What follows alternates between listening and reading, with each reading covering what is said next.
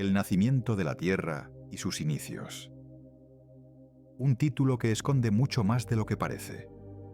Porque cuando hablamos del origen de nuestro mundo, no hablamos solo de rocas y gases, no hablamos solo de tiempo y espacio. Hablamos del momento exacto en que lo imposible se volvió posible. Hablamos del instante en que la nada decidió convertirse en algo, y ese algo, querido oyente, eres tú, soy yo, es cada gota de agua que toca tu piel, cada rayo de luz que acaricia tu rostro, cada latido que resuena en tu pecho. Hoy vamos a responder preguntas que quizás nunca te habías planteado. ¿De dónde vino la materia que compone tu cuerpo? ¿Por qué existe la luna? ¿Y qué papel jugó en hacer posible la vida? ¿Cómo pasamos de ser una bola de fuego y caos a convertirnos en un oasis azul flotando en la inmensidad del cosmos? ¿Por qué tenemos agua líquida cuando otros planetas no la tienen? ¿Qué fue primero, el océano o la atmósfera? ¿Y cómo, de entre millones de reacciones químicas, surgió algo tan extraordinario como la vida? Prepárate, porque este viaje nos llevará miles de millones de años atrás, a un momento en que ni siquiera existía el concepto de tiempo tal como lo conocemos. Vamos a presenciar explosiones estelares, choques planetarios, lluvias de fuego y océanos de magma. Vamos a entender por qué estamos aquí y por qué este pequeño punto azul, en la vastedad del universo, se convirtió en nuestro hogar. Gracias por estar en Aura Terra. Suscríbete al canal y dale like para seguir evolucionando. Bienvenido, date tu momento y disfruta con esta nueva aventura. Cierra los ojos por un instante. Imagina la oscuridad más absoluta que puedas concebir. No hay estrellas, no hay planetas, no hay galaxias, no hay luz, no hay sonido, no hay tiempo, no hay espacio. Solo existe un silencio tan denso, tan profundo, tan absoluto que ni siquiera tiene nombre. Es un silencio anterior a todo lo que conocemos, anterior incluso a la posibilidad de conocer. Y en ese vacío primordial, en esa nada que lo era todo, algo ocurrió. Nadie sabe exactamente qué fue. Nadie puede explicar con certeza absoluta por qué sucedió. Pero sucedió. Una ignición, un despertar, el primer latido del universo. Hace aproximadamente 13.800 millones de años, el cosmos comenzó a existir. No fue una explosión en el sentido tradicional de la palabra, porque para que haya una explosión, necesitas espacio donde expandirse. Y el espacio mismo estaba siendo creado en ese instante. Fue más bien como si el universo se inflara desde un punto infinitamente pequeño e infinitamente denso.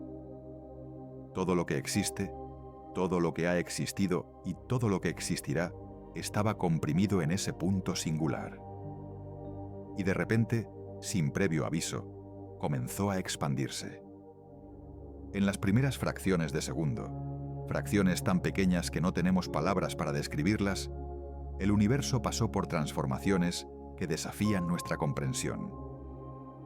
Las fuerzas fundamentales de la naturaleza, esas reglas invisibles que gobiernan todo lo que conocemos, se separaron y definieron.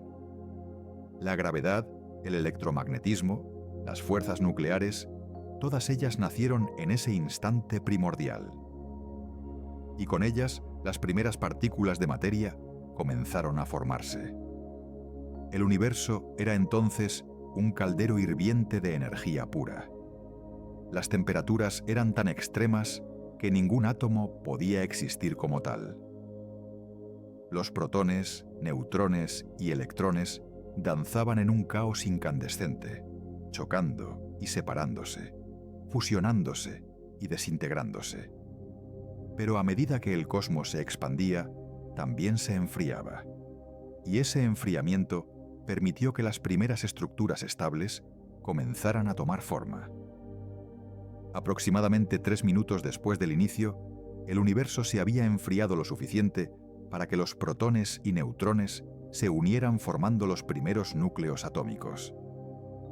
Pero no cualquier núcleo, solo los más simples, los más básicos. Hidrógeno, en su mayor parte. Un poco de helio. Trazas insignificantes de litio. Estos eran los únicos ingredientes del universo primordial.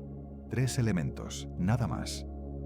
Y sin embargo, de esa simplicidad extrema surgiría toda la complejidad que conocemos. Pasaron cientos de miles de años.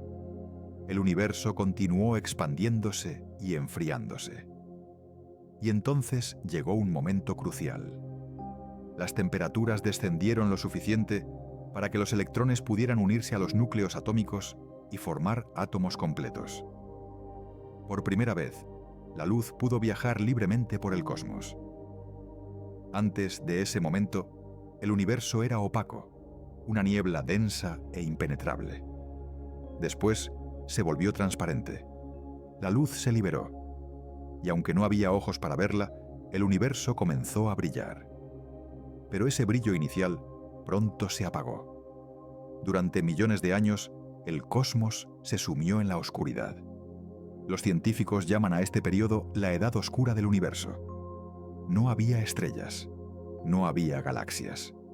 Solo inmensas nubes de hidrógeno y helio flotando en el vacío, esperando. La gravedad, esa fuerza silenciosa y paciente, comenzó a trabajar.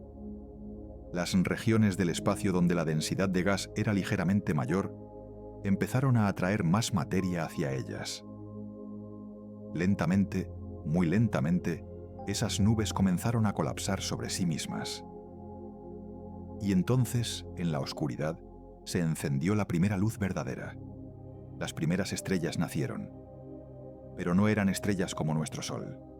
Eran monstruos cósmicos, gigantes que contenían cientos de veces la masa solar. Brillaban con una intensidad feroz, casi violenta. Sus núcleos ardían a temperaturas inimaginables, fusionando hidrógeno en helio a un ritmo frenético. Eran hermosas, pero también efímeras. Vivieron rápido y murieron jóvenes, en términos cósmicos. Dentro de esas primeras estrellas ocurría algo extraordinario. El fuego nuclear que las alimentaba no solo producía luz y calor, también estaba construyendo nuevos elementos. En el corazón de esas gigantes, incandescentes, el hidrógeno se fusionaba en helio, el helio en carbono, el carbono en oxígeno, el oxígeno en silicio, el silicio en hierro. Cada reacción de fusión creaba átomos más pesados, más complejos. Las estrellas se estaban convirtiendo en fábricas de elementos, en los hornos donde se forjaban los ladrillos del cosmos. Pero la fusión tiene un límite. Cuando el núcleo de una estrella masiva se llena de hierro, la fiesta termina. El hierro no puede fusionarse para liberar energía. Es el elemento final de la cadena. Y cuando una estrella ya no puede producir energía en su núcleo, pierde la batalla contra la gravedad. El colapso es instantáneo, catastrófico, devastador. Las capas externas de la estrella caen hacia el centro a velocidades que superan los miles de kilómetros por segundo. Y entonces, en un rebote cósmico de proporciones inimaginables, la estrella explota. Es una supernova, una de las explosiones más poderosas del universo. Por un breve instante, una sola estrella moribunda puede brillar más que toda una galaxia. Y en ese momento de destrucción absoluta, algo maravilloso ocurre. La energía liberada es tan inmensa que permite la creación de elementos aún más pesados que el hierro. Oro, plata, platino, uranio, todos los elementos pesados que conocemos nacen en la violencia de una supernova. Y esos elementos, junto con todos los que la estrella había fabricado durante su vida, son esparcidos por el cosmos. Las cenizas de las estrellas muertas se dispersan por el espacio. Viajan durante millones de años, mezclándose con las nubes de hidrógeno y helio que aún flotan en el vacío. Y de esa mezcla, de esa combinación de elementos primordiales y elementos forjados en el fuego estelar, nacerán nuevas estrellas. Estrellas de segunda generación, enriquecidas con materiales más complejos. Y alrededor de algunas de esas estrellas, por primera vez, podrán formarse planetas rocosos. Planetas como la Tierra. Piensa en esto por un momento. El oxígeno que respiras fue creado en el interior de una estrella que murió antes de que nuestro Sol existiera.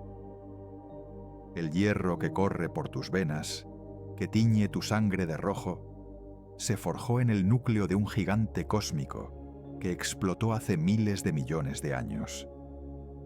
El calcio de tus huesos, el carbono de tus células, el nitrógeno de tus músculos.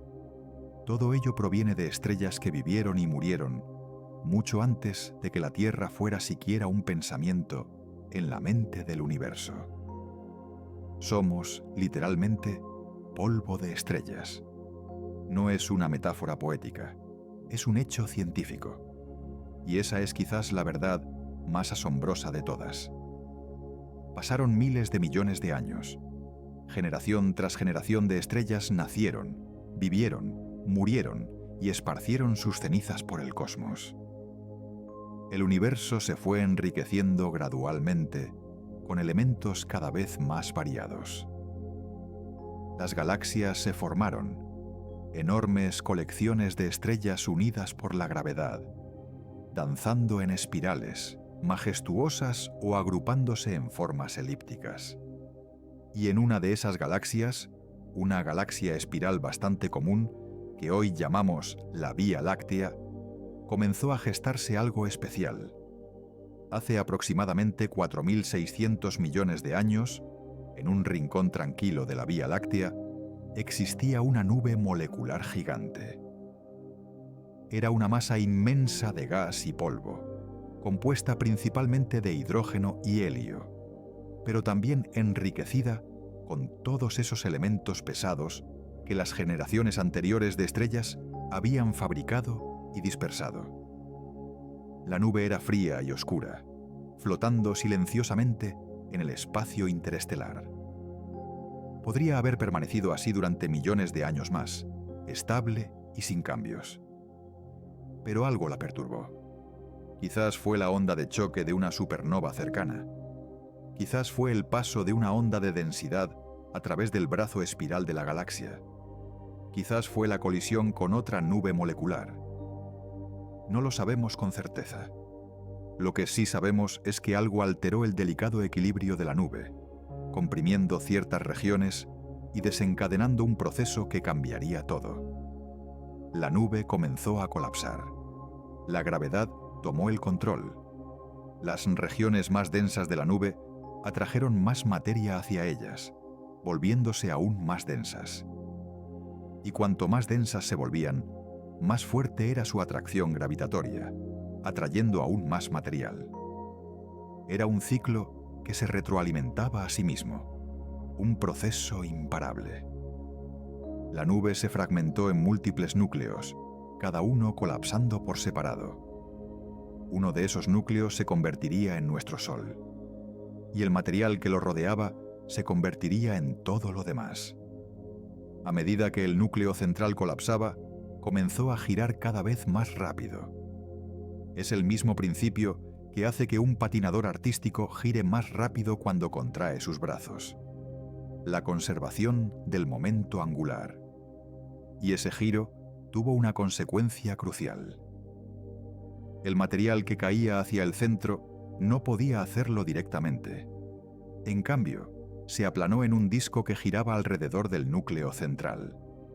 Nació el disco protoplanetario, la cuna donde se formarían todos los planetas de nuestro sistema solar.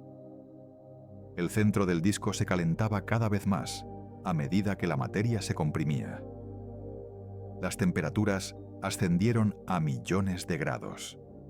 La presión se volvió insoportable. Y entonces, en un momento que marcó el verdadero nacimiento de nuestro sistema solar, se encendió la fusión nuclear en el corazón de esa masa comprimida. El Sol comenzó a brillar. Una nueva estrella había nacido. Pero el Sol recién nacido no era el único protagonista de esta historia. A su alrededor, el disco de gas y polvo continuaba girando, y dentro de él estaban ocurriendo procesos igualmente fascinantes. El disco no era uniforme. Cerca del Sol, donde las temperaturas eran extremadamente altas, solo podían existir materiales que soportaran el calor intenso. Metales, silicatos, compuestos resistentes.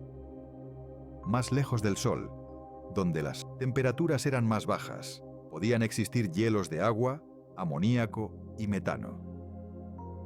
Esta diferencia de composición, según la distancia al Sol, tendría consecuencias enormes para los planetas que se formarían. En las regiones internas del disco, los granos de polvo comenzaron a chocar entre sí. Algunos rebotaban, pero otros se pegaban, unidos por fuerzas electrostáticas débiles, como la estática que hace que tu pelo se pegue a un globo. Con el tiempo, esos granos se convirtieron en grumos. Los grumos se convirtieron en guijarros. Los guijarros se convirtieron en rocas. Y las rocas comenzaron a atraerse mutuamente por gravedad. Este proceso se llama acreción, y es la forma en que nacen los planetas rocosos. No fue un evento único ni rápido. Tomó millones de años, innumerables colisiones, innumerables fusiones, un caos de impactos que gradualmente fue construyendo objetos cada vez más grandes. Cuando un cuerpo alcanzaba cierto tamaño, su gravedad se volvía lo suficientemente fuerte como para atraer activamente más material. Se convertía en lo que llamamos un planetesimal, un embrión planetario. En las regiones donde más tarde orbitaría la Tierra, uno de estos embriones comenzó a crecer más rápido que sus vecinos. Atraía más material, ganaba más masa, y su gravedad aumentaba correspondientemente. Otros cuerpos menores chocaban con él, fusionándose y añadiendo su masa a la suya. Cada impacto liberaba energía en forma de calor. Y cuanto más grande se volvía el protoplaneta, más calor acumulaba en su interior. Hubo un momento en que el calor acumulado fue suficiente para fundir el interior del cuerpo. El protoplaneta se convirtió en una esfera de roca fundida, un océano de magma cubierto por una delgada corteza que se formaba y se rompía continuamente. Y en ese estado fundido ocurrió algo fundamental. Los materiales comenzaron a separarse según su densidad. Los elementos más pesados, principalmente hierro y níquel, se hundieron hacia el centro del cuerpo. Como gotas de metal líquido cayendo a través de un mar de roca fundida, descendieron hasta congregarse en el núcleo. Los materiales más ligeros, los silicatos que forman la mayoría de las rocas que conocemos, flotaron hacia la superficie. Este proceso se llama diferenciación planetaria, y es la razón por la que la Tierra tiene la estructura que tiene hoy.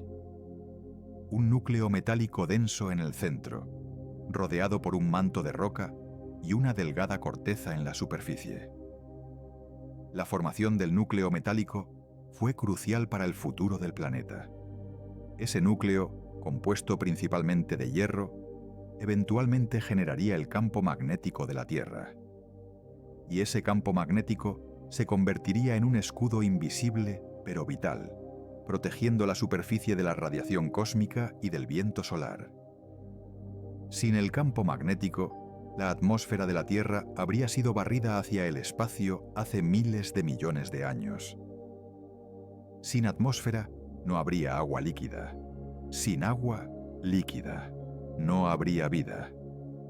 El núcleo de hierro que se formó en esos primeros momentos caóticos es, en cierto sentido, el guardián silencioso de todo lo que vino después.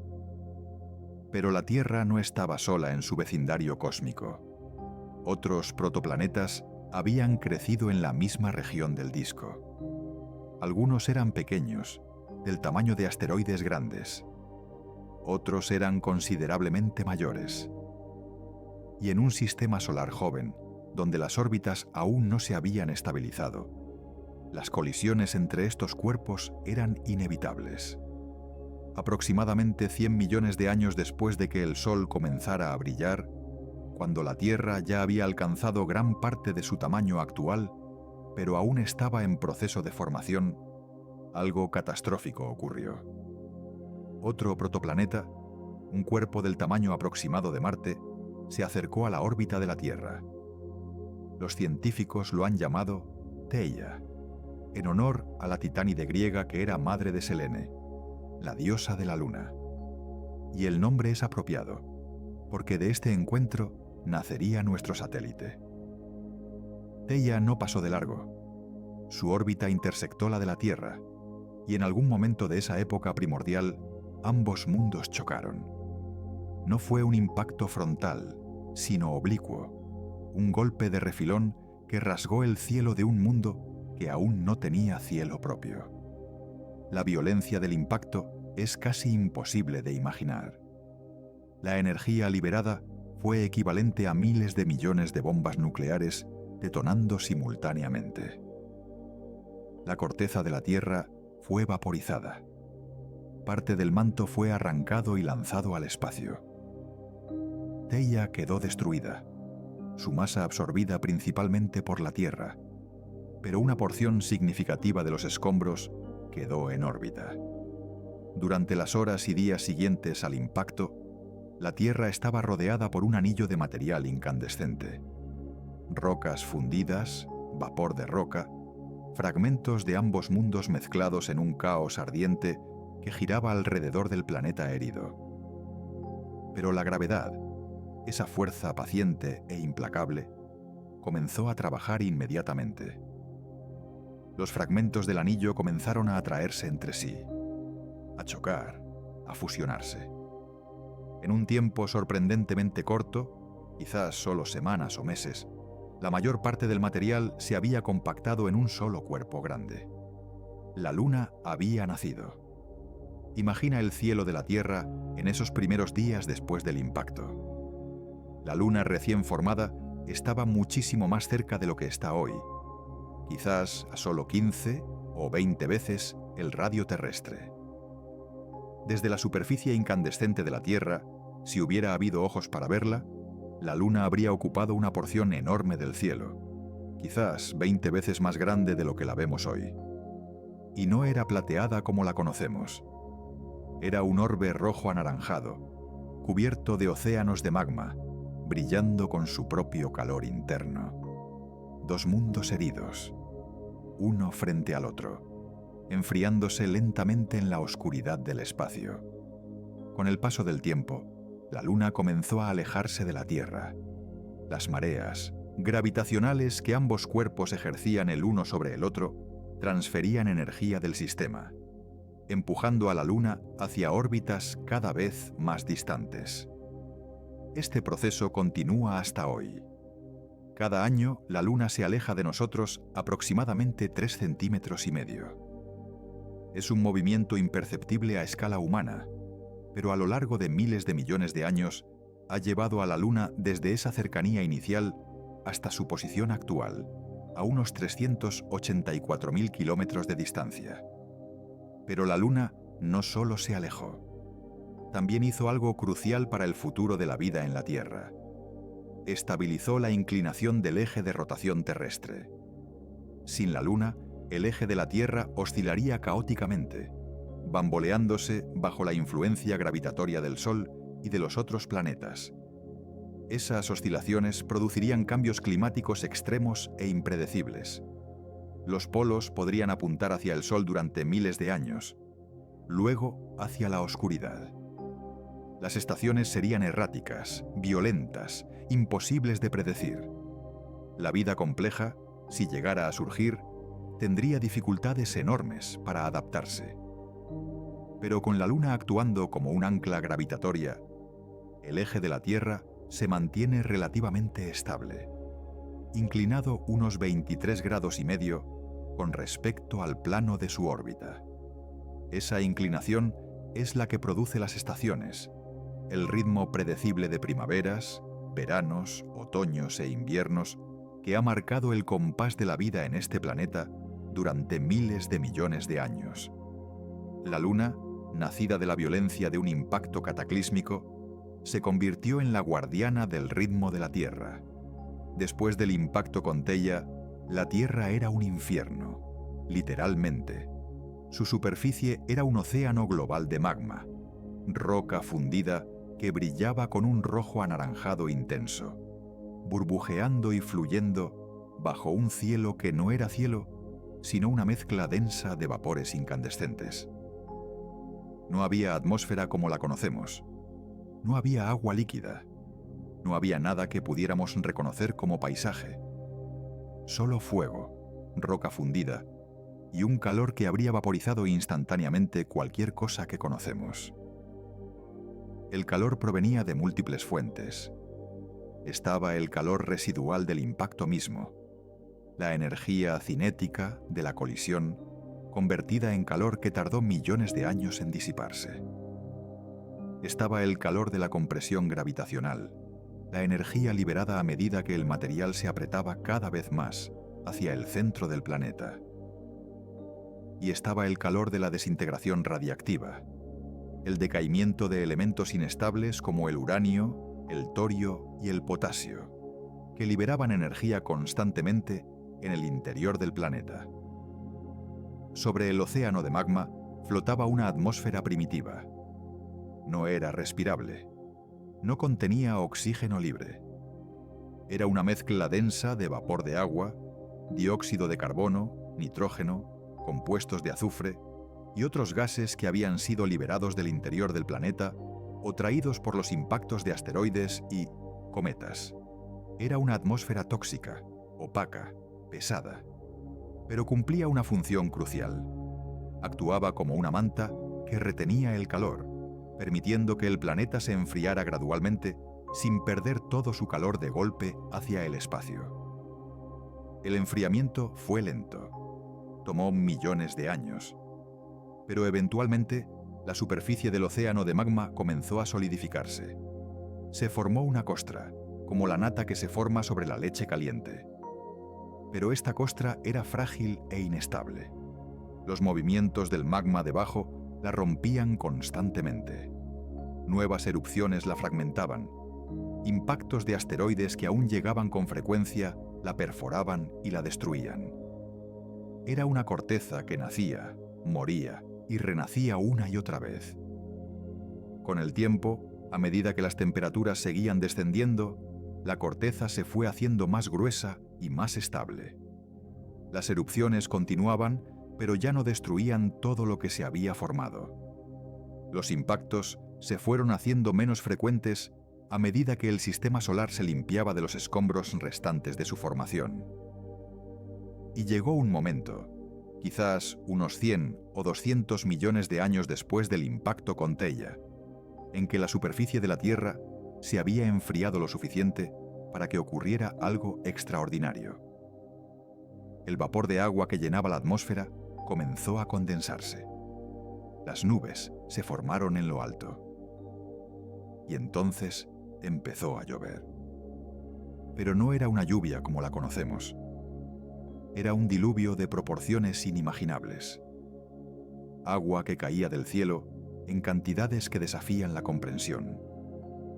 Y cuando esa agua tocaba la superficie, aún caliente, se evaporaba instantáneamente, volviendo a subir en forma de vapor, formando nuevas nubes y cayendo de nuevo. Era un ciclo frenético, un intercambio constante entre la superficie y la atmósfera. Pero gradualmente, la superficie se fue enfriando lo suficiente para que el agua pudiera permanecer líquida. Los primeros charcos se formaron en las depresiones de la joven corteza. Esos charcos se convirtieron en lagos. Los lagos se unieron entre sí. Y finalmente, por primera vez en la historia de la Tierra, aparecieron los océanos. No eran azules como los conocemos hoy. Eran oscuros, densos, ricos en minerales disueltos, probablemente con un tono verdoso o marrón. El agua estaba caliente, casi hirviendo en muchos lugares. Y el cielo sobre ella aún no era azul, sino una mezcla de grises y amarillos, teñido por los gases volcánicos que aún saturaban la atmósfera. ¿De dónde vino toda esa agua? Es una pregunta que los científicos aún debaten. Parte de ella estaba presente en los materiales originales que formaron la Tierra, atrapada en minerales hidratados que liberaron su agua cuando se calentaron. Parte llegó del espacio, traída por asteroides y cometas que impactaron la Tierra durante sus primeros cientos de millones de años.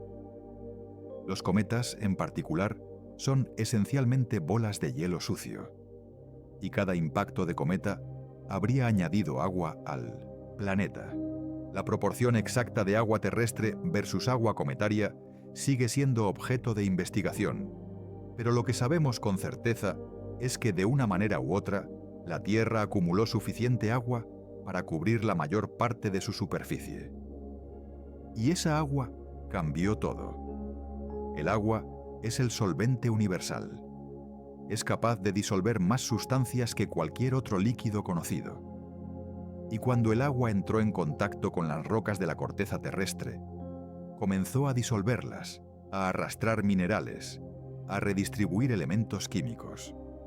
Comenzó el ciclo hidrológico, ese movimiento constante de agua entre los océanos, la atmósfera y la superficie terrestre que continúa hasta hoy. La lluvia caía sobre las rocas, las erosionaba, arrastraba sedimentos hacia los mares. El agua se evaporaba de los océanos, formaba nubes y volvía a caer como lluvia. Era un ciclo que nunca se detenía y que jugaba un papel crucial en regular la temperatura del planeta. Porque el agua no solo cubría la superficie, también participaba en lo que podríamos llamar el termostato natural de la Tierra. Cuando la atmósfera se llenaba de dióxido de carbono, un gas de efecto invernadero, el planeta se calentaba. Pero el calentamiento producía más evaporación, más lluvia. Y la lluvia, al caer sobre las rocas, provocaba reacciones químicas que extraían dióxido de carbono de la atmósfera y lo convertían en carbonatos que se depositaban en el fondo marino. Así, cuando el planeta se calentaba demasiado, se activaba un mecanismo que lo enfriaba. Y cuando se enfriaba demasiado, los volcanes seguían emitiendo dióxido de carbono, calentándolo de nuevo. Era un equilibrio dinámico, no perfecto, no instantáneo, pero lo suficientemente estable como para mantener el agua líquida en la superficie durante miles de millones de años. Pero la joven Tierra no estaba a salvo de peligros. Durante los primeros cientos de millones de años, el sistema solar aún contenía enormes cantidades de escombros.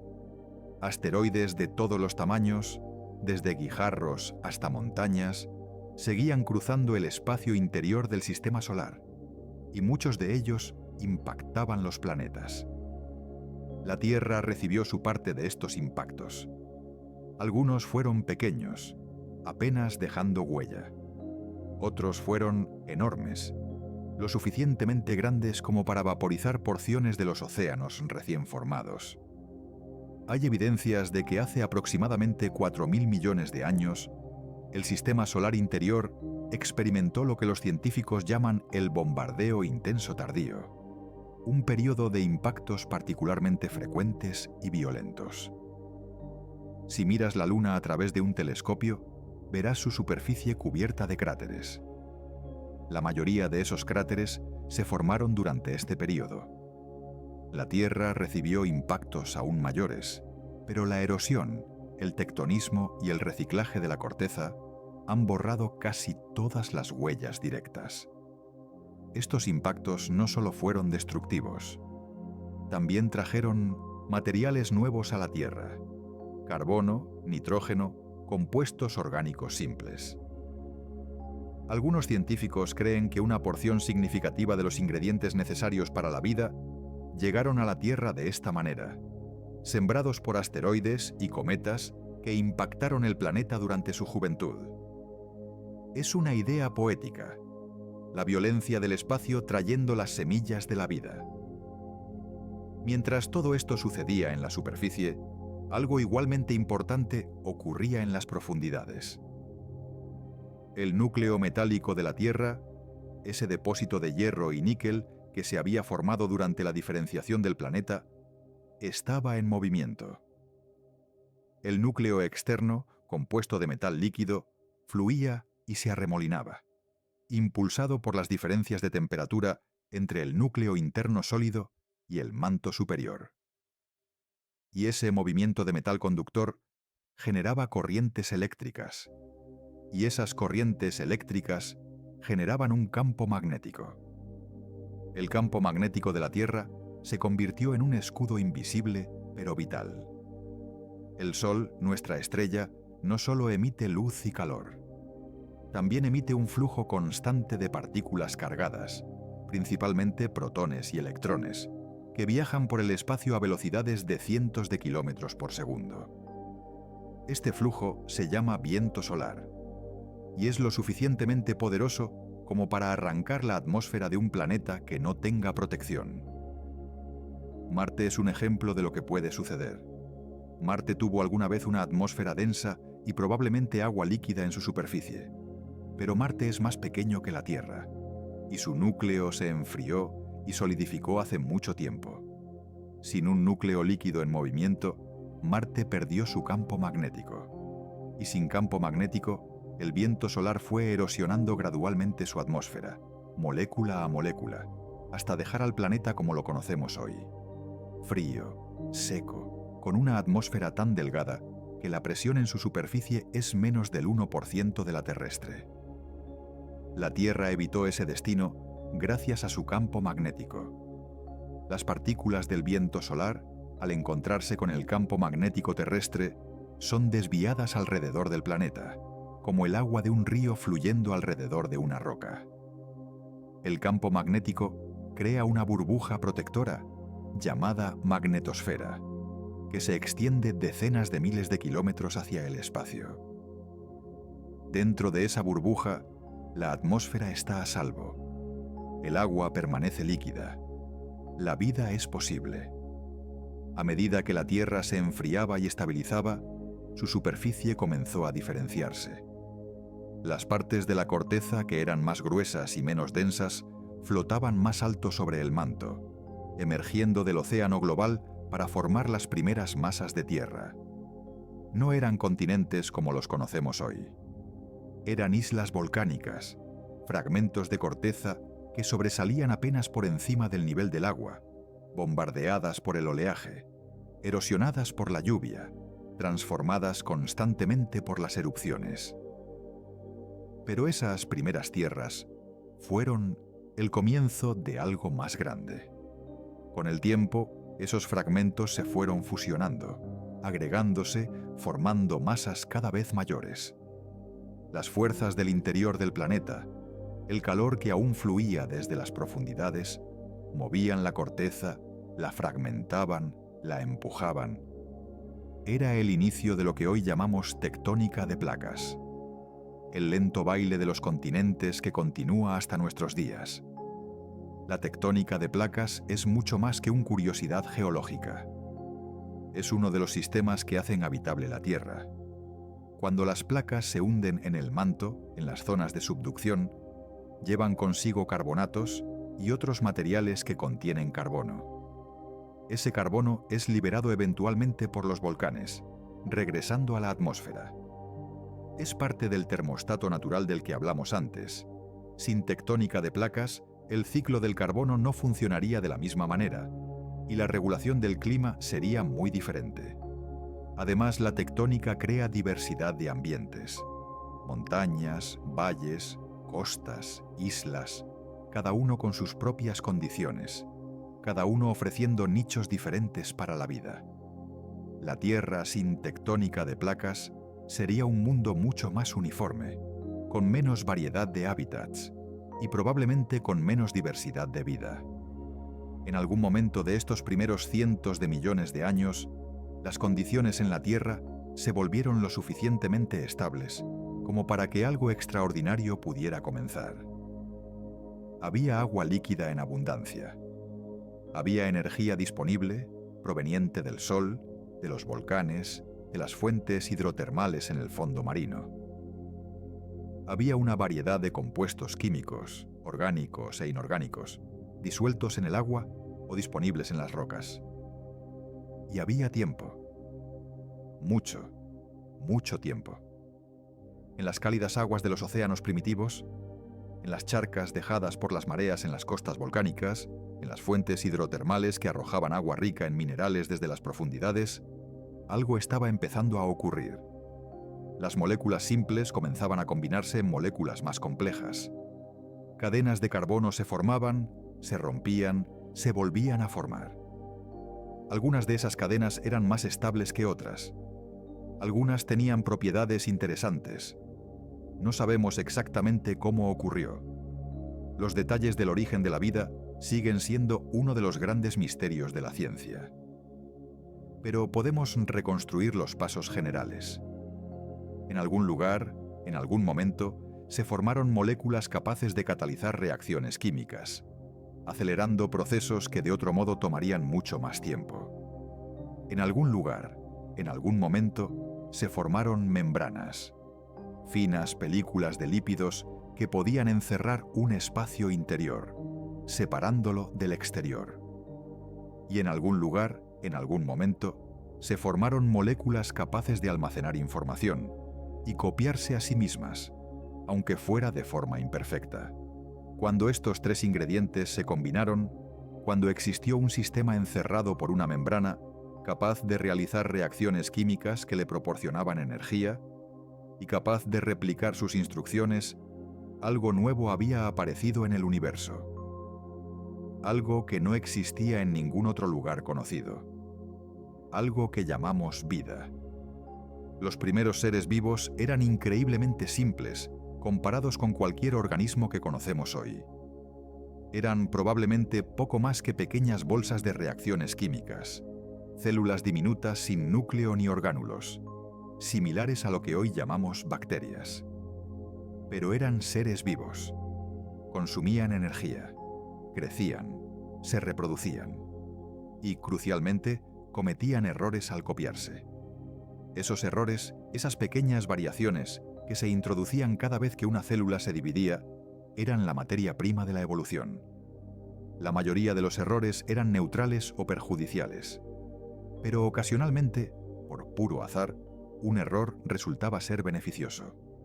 Una variación que permitía a la célula obtener energía de manera más eficiente, o resistir mejor las condiciones del ambiente, o reproducirse más rápido. Esas células favorecidas tenían más descendientes y sus características se extendían por la población. Este proceso, la selección natural, no tenía dirección ni propósito.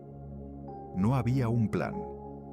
Simplemente, lo que funcionaba mejor persistía, y lo que no funcionaba desaparecía. Pero a lo largo de millones y miles de millones de años, este proceso ciego produjo una diversidad asombrosa de formas de vida, cada una adaptada a su propio nicho, cada una producto de una larga cadena de ancestros que habían sobrevivido lo suficiente para reproducirse. Durante los primeros 1000 millones de años aproximadamente, la vida en la Tierra fue exclusivamente unicelular y exclusivamente anaerobia.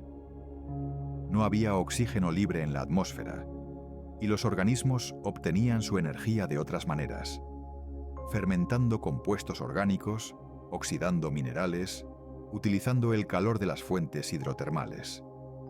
Eran tiempos oscuros, en cierto sentido, pero también tiempos de experimentación, en los que la vida estaba desarrollando las herramientas bioquímicas básicas que utilizaría para siempre.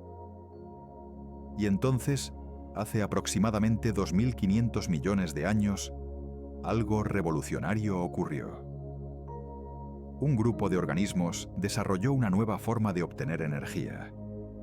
Aprendieron a usar la luz del sol para dividir moléculas de agua, liberando oxígeno como producto de desecho, y usando la energía liberada para construir moléculas orgánicas a partir de dióxido de carbono. Era la fotosíntesis oxigénica, el proceso que realizan las plantas verdes y las algas hoy en día. Y cambió el mundo para siempre. Al principio, el oxígeno liberado por estos organismos fotosintéticos no se acumulaba en la atmósfera. Reaccionaba inmediatamente con el hierro disuelto en los océanos, formando óxidos de hierro que precipitaban al fondo marino. Esos depósitos de óxido de hierro se convirtieron en las formaciones de hierro bandeado que encontramos hoy en rocas antiguas, testimonio silencioso de un cambio que estaba ocurriendo en las profundidades del tiempo. Pero eventualmente, después de cientos de millones de años de fotosíntesis, el hierro de los océanos se agotó y el oxígeno comenzó a acumularse en la atmósfera. Para la mayoría de los organismos que existían en ese momento, organismos que habían evolucionado en un mundo sin oxígeno, este cambio fue catastrófico. El oxígeno es un gas altamente reactivo, corrosivo, tóxico para quienes no están adaptados a él. Lo que siguió fue probablemente la primera gran extinción masiva de la historia de la vida, aunque no dejó fósiles porque los organismos afectados eran demasiado pequeños y blandos para fosilizar. Pero algunas células sobrevivieron. Algunas encontraron formas de tolerar el oxígeno o incluso de usarlo, porque el oxígeno, a pesar de ser tóxico, también ofrece una ventaja enorme: la respiración aerobia. El proceso de quemar azúcares con oxígeno libera mucha más energía que cualquier forma de metabolismo anaerobio. Los organismos que aprendieron a respirar oxígeno tenían acceso a una fuente de energía mucho más poderosa. Y esa energía adicional abrió nuevas posibilidades. El aumento del oxígeno también tuvo otro efecto crucial. En la alta atmósfera, la radiación ultravioleta del Sol descomponía las moléculas de oxígeno, que luego se recombinaban para formar ozono. El ozono, a su vez, absorbe gran parte de la radiación ultravioleta, impidiendo que llegue a la superficie.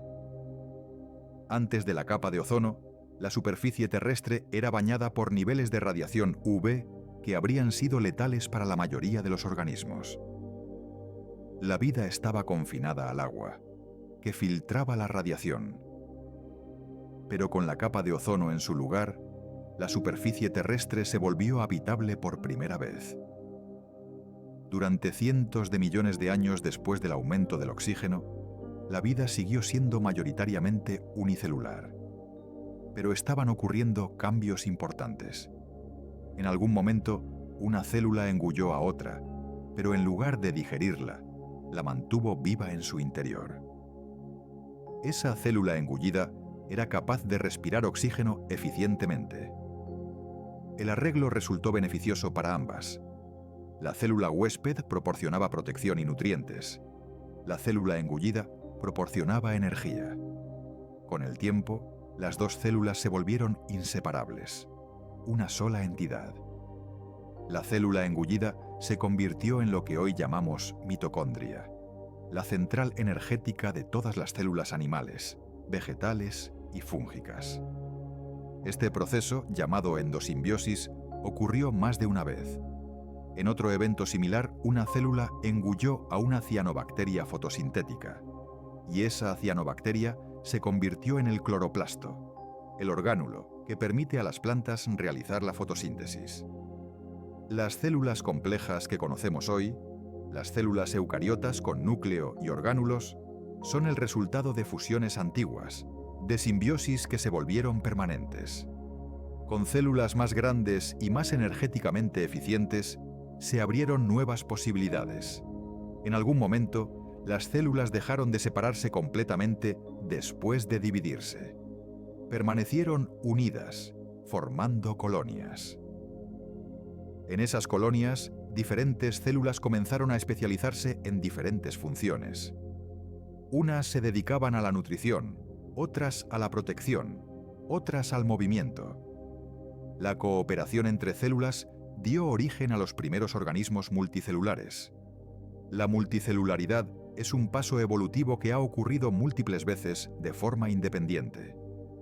Los animales, las plantas, los hongos, las algas, todos evolucionaron la multicelularidad por separado. Pero una vez que un linaje se vuelve multicelular, se abre ante él un universo de posibilidades morfológicas. Un organismo unicelular está limitado en tamaño y complejidad. Un organismo multicelular puede crecer, diferenciarse, desarrollar estructuras especializadas. Puede tener ojos, piernas, cerebros. Puede explorar nichos que son inaccesibles para cualquier célula individual. Durante cientos de millones de años, los organismos multicelulares permanecieron relativamente simples. Eran blandos, sin esqueletos ni conchas. Vivían en el fondo marino, filtrando partículas del agua o absorbiendo nutrientes del sedimento. Dejaron pocos fósiles, y sabemos poco sobre ellos. Pero hace aproximadamente 540 millones de años, algo cambió dramáticamente. En un periodo geológico relativamente breve, apenas unos 20 o 30 millones de años, aparecieron en el registro fósil casi todos los grandes grupos de animales que conocemos hoy. Animales con conchas, con esqueletos, con ojos, con patas, con mandíbulas. Es lo que los paleontólogos llaman la explosión cámbrica, y sigue siendo uno de los eventos más intrigantes de la historia de la vida. ¿Por qué ocurrió tan rápidamente? Las teorías varían. Quizás el aumento de oxígeno finalmente alcanzó un nivel que permitía metabolismos más activos. Quizás la evolución del ojo desencadenó una carrera armamentista entre depredadores y presas. Quizás cambios ambientales, como el final de una era glacial global, abrieron nuevos nichos ecológicos. Probablemente fue una combinación de factores, pero el resultado fue una explosión de diversidad que transformó los océanos de la Tierra. Entre los animales del Cámbrico había ancestros de los moluscos, de los artrópodos, de los equinodermos. Había criaturas extrañas que no parecen encajar en ningún grupo moderno. Y había también los primeros cordados, animales con una cuerda nerviosa dorsal, el grupo al que pertenecemos los vertebrados. Eran criaturas pequeñas, parecidas a gusanos, que se filtraban en los sedimentos del fondo marino. Nadie habría predicho entonces que sus descendientes llegarían a dominar la Tierra. Durante los siguientes cientos de millones de años, la vida siguió diversificándose y complejizándose. Los peces desarrollaron mandíbulas, luego aletas lobuladas, luego la capacidad de respirar aire. Las plantas colonizaron la tierra firme, seguidas por los artrópodos, y luego por los primeros vertebrados terrestres. Los continentes danzaban su lento baile, uniéndose y separándose, creando y destruyendo océanos, levantando y erosionando montañas. Hubo extinciones masivas, momentos en que la mayoría de las especies desaparecieron en un parpadeo geológico. La extinción al final del Pérmico, hace unos 252 millones de años, eliminó más del 90% de las especies marinas. Pero la vida siempre se recuperó. Cada extinción era seguida por una radiación, una explosión de nuevas formas que llenaban los nichos vacíos. La vida, como ha demostrado una y otra vez, es resiliente. Encuentra la manera de continuar. Y aquí estamos. Han pasado 4.600 millones de años desde que una nube de gas y polvo comenzó a colapsar en un rincón de la Vía Láctea. Han pasado 4.500 millones de años desde que el Sol se encendió. Han pasado 4.400 millones de años desde que la Tierra se formó a partir de la acreción de planetesimales. Han pasado 4.300 millones de años desde que Theia impactó y nació la Luna. Han pasado quizás 4.000 millones de años desde que aparecieron los primeros océanos. Han pasado quizás 3.800 millones de años desde que surgió la primera vida. Han pasado 2.500 millones de años desde que el oxígeno comenzó a acumularse en la atmósfera. Han pasado 540 millones de años desde la explosión cámbrica. Han pasado 400 millones de años desde que la vida conquistó la tierra firme.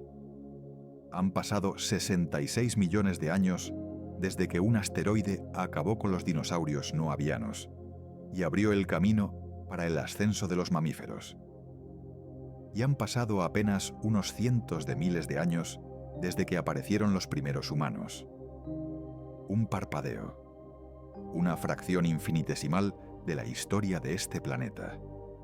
Y sin embargo, en ese breve tiempo, hemos desarrollado la capacidad de entender esa historia, de leer las rocas como si fueran páginas de un libro, de reconstruir eventos que ocurrieron miles de millones de años antes de que existiéramos.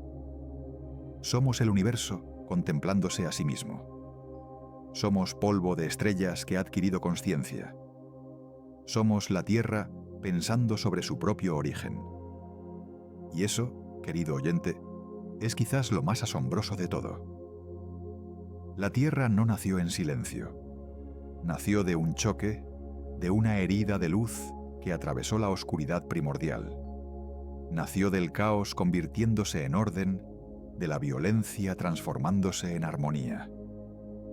Cada átomo de tu cuerpo tiene una historia que se remonta a los primeros instantes del universo, a las primeras estrellas que brillaron y murieron, a la nube que colapsó para formar el Sol, a los planetesimales que se fusionaron para formar la Tierra, a las células que aprendieron a cooperar y a los organismos que aprendieron a pensar.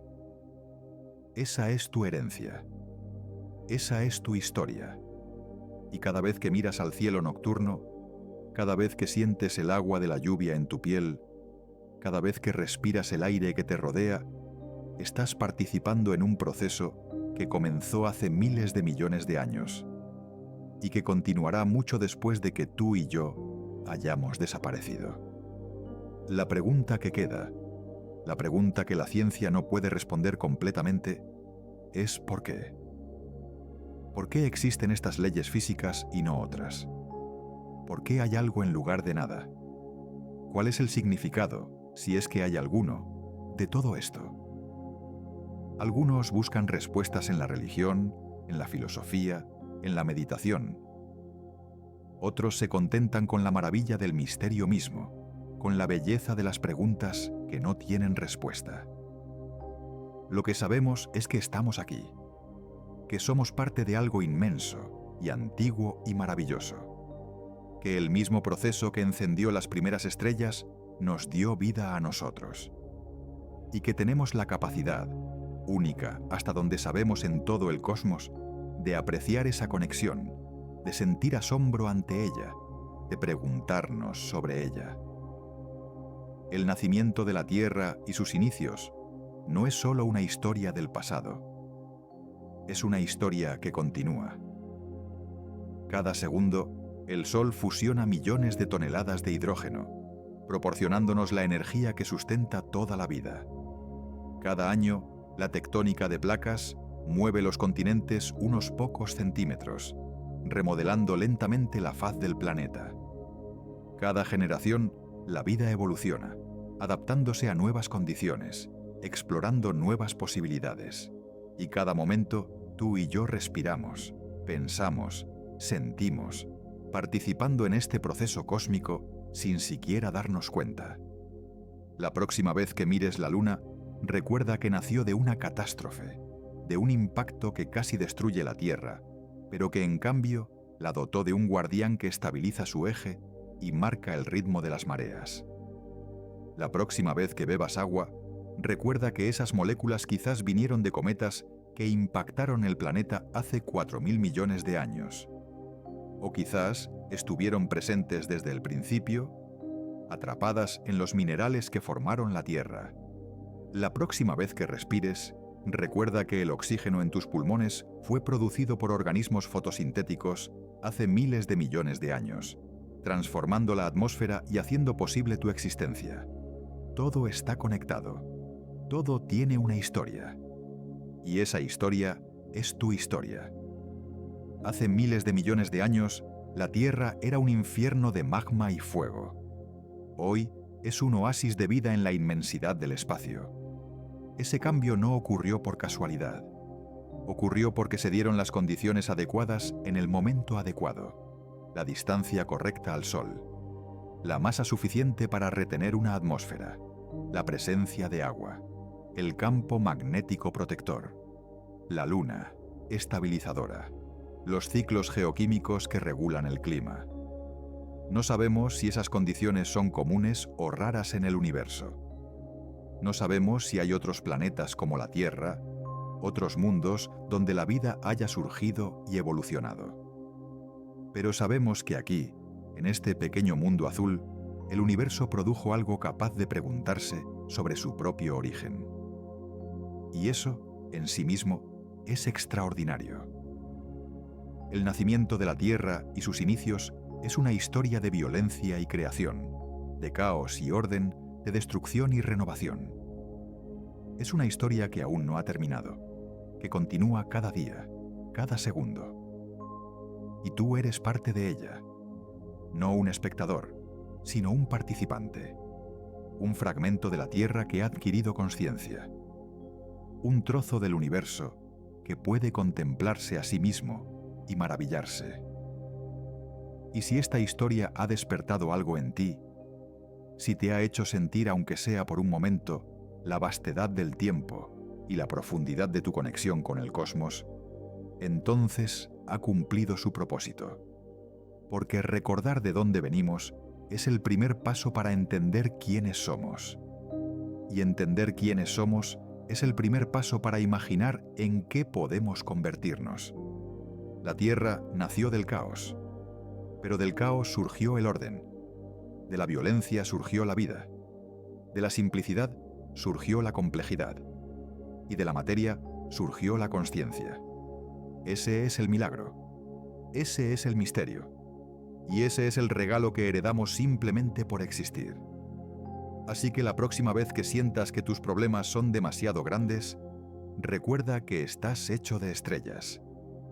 La próxima vez que te sientas pequeño e insignificante, recuerda que eres la forma en que el universo se conoce a sí mismo. La próxima vez que mires al cielo y te preguntes qué hay ahí fuera, recuerda que ahí fuera es también aquí dentro. Porque todo está hecho de lo mismo. Todo viene del mismo lugar. Todo comparte la misma historia. El nacimiento de la Tierra y sus inicios no es solo un evento que ocurrió hace miles de millones de años. Es un proceso que continúa. Cada amanecer es un recordatorio de que seguimos girando alrededor del Sol. Cada ola en el océano es un eco de las primeras lluvias que llenaron las cuencas de la joven Tierra. Cada respiración que tomas es un tributo a las cianobacterias que transformaron la atmósfera hace eones. Todo está conectado. Todo tiene significado. Todo viene de algún lugar y va hacia algún lugar. Y en medio de todo eso, aquí estamos nosotros. Pequeños, frágiles, efímeros, pero también curiosos, creativos, capaces de asombro, capaces de mirar hacia atrás a través de miles de millones de años y reconstruir la historia de nuestro mundo, capaces de mirar hacia adelante e imaginar futuros que aún no existen. Esa es la herencia de la Tierra. Esa es la herencia de la vida. Y esa es tu herencia. Cuídala, protégela, compártela. Porque cada uno de nosotros es un guardián de esta historia, un portador de esta memoria cósmica que comenzó con el Big Bang y que continúa en cada latido de tu corazón. La Tierra no nació en silencio, nació con un rugido de luz y fuego que resonó por todo el cosmos.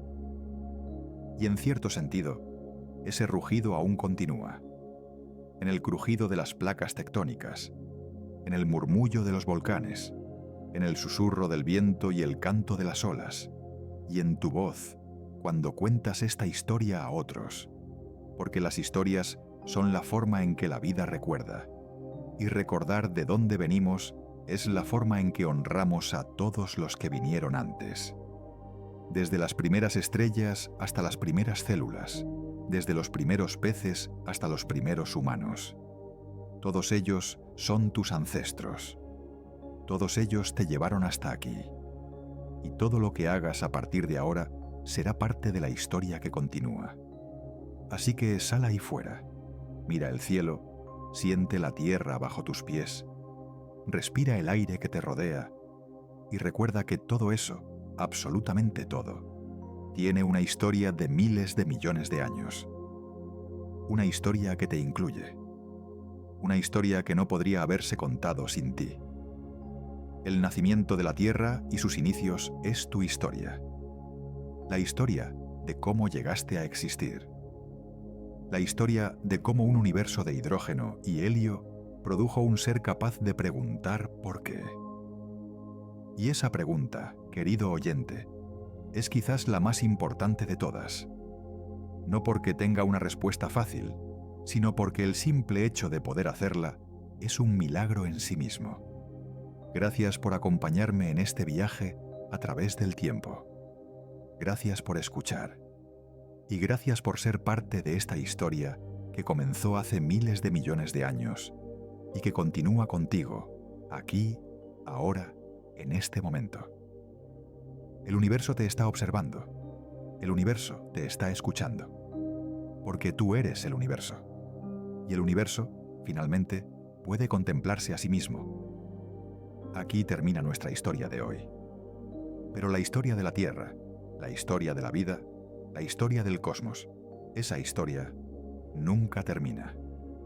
Continúa con cada amanecer, con cada nacimiento, con cada pensamiento nuevo, con cada pregunta sin respuesta. Y la próxima vez que levantes la vista al cielo nocturno y veas las estrellas brillando en la oscuridad, recuerda que estás viendo a tus ancestros. Estás viendo las fábricas que produjeron los átomos de tu cuerpo. Estás viendo el pasado y el futuro simultáneamente. Y estás participando, con tu mirada, con tu consciencia, en el proceso más grande y más antiguo del universo, el proceso de la materia contemplándose a sí misma. Eso es lo que somos. Eso es de dónde venimos. Y eso, más que cualquier otra cosa, es lo que nos hace extraordinarios. El nacimiento de la Tierra y sus inicios. Una historia de fuego y agua, de caos y orden, de muerte y vida. Una historia que comenzó hace miles de millones de años y que no terminará hasta que la última estrella se apague en la oscuridad final del cosmos. Una historia en la que cada uno de nosotros tiene un papel.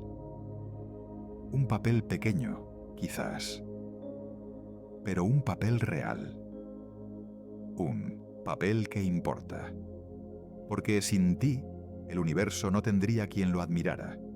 Sin ti, las estrellas brillarían en vano. Sin ti, la historia de la Tierra no tendría quien la contara. Así que cuenta la historia, compártela, recuérdala, y cuando mires al cielo y te preguntes de dónde venimos, sabrás la respuesta. Venimos de las estrellas, venimos del caos primordial, venimos del fuego y del agua, del tiempo y del espacio. Venimos de todo lo que ha existido antes de nosotros, y todo lo que existirá después de nosotros vendrá, en parte, de nosotros. Esa es la herencia, esa es la responsabilidad, y esa es la maravilla de estar vivo, en este momento, en este lugar, en este pequeño mundo azul que gira alrededor de una estrella ordinaria, en una galaxia ordinaria, en un universo extraordinario. La Tierra no nació en silencio. Y gracias a ti, tampoco morirá en silencio. Porque mientras haya quien cuente su historia, mientras haya quien recuerde su origen, mientras haya quien se maraville ante su belleza, la Tierra seguirá viviendo. En nuestras palabras, en nuestros recuerdos, en nuestros corazones. Y eso, querido oyente, es el mayor regalo que podemos darle a este mundo que nos dio la vida. El regalo de la memoria, el regalo de la historia, el regalo de saber de dónde venimos para poder imaginar hacia dónde vamos. Gracias por escuchar. Gracias por estar aquí. Y gracias por ser parte de esta historia infinita que comenzó con un destello de luz en la oscuridad y que continúa aquí y ahora contigo. Y así concluye esta aventura. Gracias por quedarte hasta el final. Gracias por ser parte de Aura Terra. Si este viaje te ha emocionado, suscríbete al canal, dale like y activa la campanita. Así no te perderás ninguna de las historias que están por venir. Nos vemos en la próxima. Cuida de este mundo. Y recuerda, tú también eres polvo de estrellas. Hasta pronto, viajero.